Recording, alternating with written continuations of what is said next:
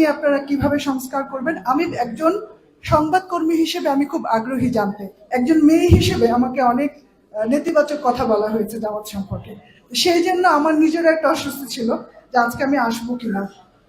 আমার এসে খুব ভালো লাগছে। আমি আরো স্পষ্ট হতে চাই আপনাদের ফিলসফি, আপনাদের কর্ম পরিকল্পনা কিংবা বাংলাদেশ নিয়ে আপনাদের পরিকল্পনাটা আমি আসলে বুঝতে চাই, জানতে চাই। আমরা 15.5 বছর আপনাদের সামনে খোলা মনে খোলা পরিবেশে আমরা হাজির হতে পারিনি বলে দুঃখ প্রকাশ করছি। আমি কাউকে দায়ী করব না, কাউকে দায়ী করে আমার বড় কোনো লাভ হবে না। আমি ছোট মানুষ, ছোট একটি পরিবার থেকে আপনাদের সামনে এসে হাজির হয়েছি। আমার পারিবারিক শিক্ষা হচ্ছে শুধু মানুষ নয়, আল্লাহর সমস্ত সৃষ্টিকে সম্মান করো।